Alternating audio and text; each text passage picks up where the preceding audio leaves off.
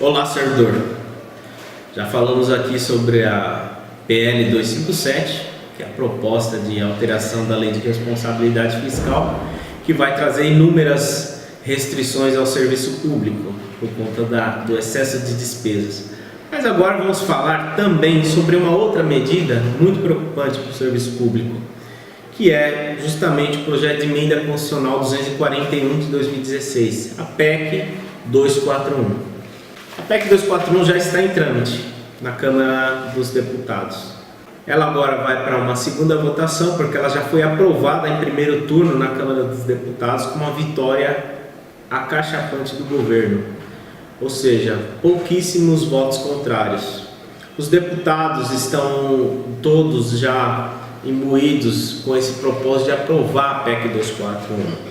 A PEC 241 ela vem como uma promessa de reestruturação da dívida da União, é o famoso teto de gastos da dívida pública, mas ele se refere tão somente à União, porque essa PEC, como eu já disse, é um projeto de emenda constitucional, altera alguns artigos da Constituição Federal, que trata do gasto do governo.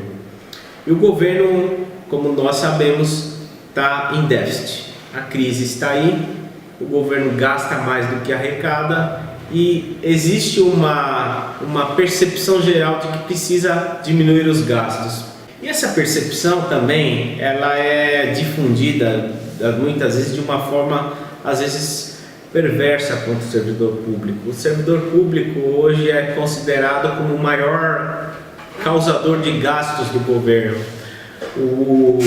o setor privilegiado do governo. Criou-se até, inclusive, uma sensação de nós contra eles, ou seja, a sociedade contra o servidor público. O servidor público é o gastão, é o causador dos déficits, é o causador das despesas, e a sociedade precisa estancar essas despesas do servidor público para, como nós poderíamos dizer, e é corrente dizer isso na sociedade, os privilégios do servidor público, né?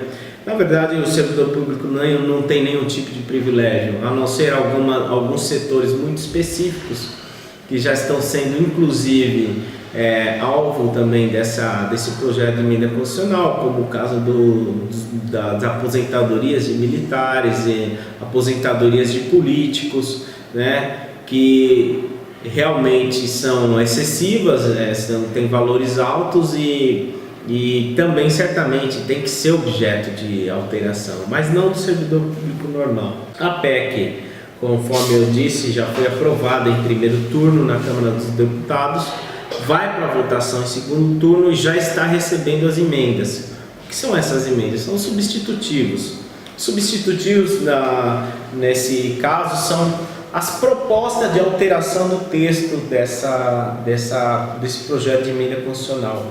A hora é agora, a oportunidade é agora de mobilizar os deputados que têm algum compromisso com o servidor público para que sejam alterados alguns pontos no texto dessa emenda constitucional, porque ela trata de congelamento total de gastos do serviço público. No Brasil, ela estabelece um teto global de despesas, só que esse teto não envolve as dívidas públicas. Você já se pergunta por que o governo gasta tanto com a dívida pública? Para onde vai esse dinheiro? Porque os bancos ficam com tanto dinheiro que o governo arrecada. Tanto é que o cálculo de despesas que o governo faz é sempre feito da seguinte forma: é calculado despesas primárias. O que é despesa primária? É a despesa do governo, só que não conta com as despesas de juros da dívida. Ele sempre está fora dessa contagem do cálculo da despesa do governo. Então, a dívida pública, na verdade, é o grande dragão que consome boa parte da receita do governo, e não o serviço público. No entanto, a PEC está aí. Ela visa o congelamento de salários integral durante 20 anos do servidor público da União, dos estados e dos municípios. Por isso, se o PL, já numa primeira fase, teve uma votação, graças à participação ativa dos movimentos sindicais e das centrais sindicais, que alterou o texto de congelamento do salário dos servidores públicos durante 24 meses, talvez não seja uma medida que tenha adiantado, porque a PEC está vindo com força com congelamento durante 20 anos. Tá? Essas restrições da dívida pública do Estado, da União no caso, elas vão ser implementadas assim que essa PEC for aprovada e vai mudar o texto constitucional. Com a mudança do texto constitucional, todas as leis que estejam contrárias à Constituição terão que ser obrigatoriamente refeitas para se adequar ao texto da nova PEC. O congelamento está vindo. As medidas restritivas estão vindo. Essa PEC já tem uma sensação na sociedade que é a melhor forma de atingir uma diminuição do gasto público. E a sociedade toda está aderindo. Talvez o que aconteça é que a sociedade não conheça de fato o que pode acontecer quando essa PEC for aprovada. Para você ter uma ideia, os gastos com a educação vão diminuir. Isso vai criar um problema sério, porque o Brasil hoje vive um bônus demográfico. A faixa etária que utiliza os serviços educacionais de educação infantil, fundamental e ensino médio, hoje é considerado como um boom demográfico, ou seja, um bônus demográfico. É a faixa etária que mais vai utilizar esses serviços, porque o Brasil é um país que está envelhecendo. Futuramente, essa mesma faixa etária que utiliza hoje os serviços educacionais já terá passado da fase educacional e já estará na fase adulta, próximo à aposentadoria. Quando houver uma readequação dessa PEC para poder prover um aumento nas despesas com educação, já vai ter passado a fase do bônus demográfico educacional, o que vai significar que a educação de qualidade ou a qualidade da educação no Brasil vai diminuir e muito nos próximos anos, nos próximos meses. Já tem uma diminuição muito significativa de qualidade e vai aumentar essa diminuição nos próximos anos. Então, esse é um das consequências mais delicadas dessa PEC. Tem outras também, como a saúde.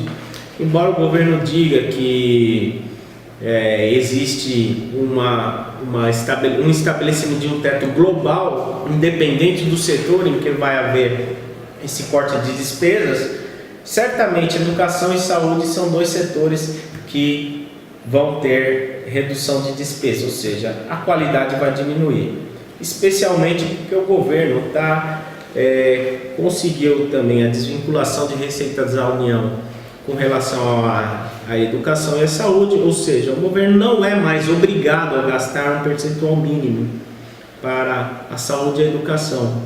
E isso vai se alastrar para os governos estaduais e municipais. Ou seja, o dinheiro que ia para a saúde e educação obrigatoriamente agora vai para outros setores. E isso vai gerar um investimento muito menor nessas duas áreas que são muito sensíveis para o cidadão brasileiro. Então, servidor, agora a hora de se mobilizar é hoje, é agora, que a PEC está em andamento, está em análise na Câmara dos Deputados.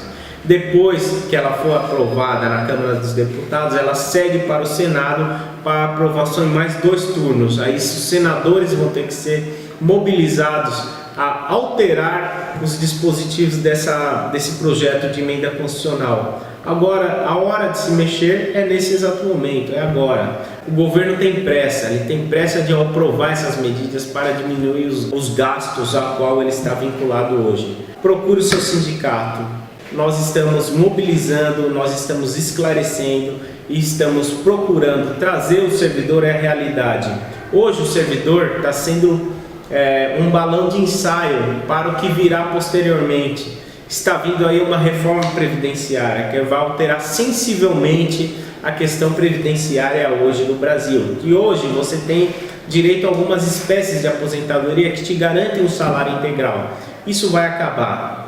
Isso vai acabar porque o governo entende que o brasileiro hoje tem muitos privilégios na aposentadoria e se entende também que a base de contribuição vai diminuir com relação à base de beneficiários. Então, muita coisa está para acontecer. o presidente Michel Temer entende que ele é o agente da mudança, ele é o elemento, e nas palavras dele foi colocado por Deus nesse momento no governo para fazer as alterações e as mudanças e as reformas que o Brasil precisa. Esse é o entendimento dele. Então, ele não teme a impopularidade, ele não teme ser mal visto nos livros de história. O que importa para ele é fazer essas mudanças e partir para radicalizar a questão dos gastos públicos.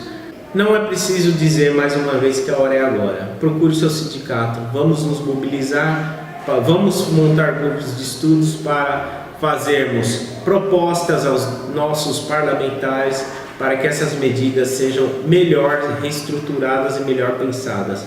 Muito obrigado pela atenção e vamos que vamos.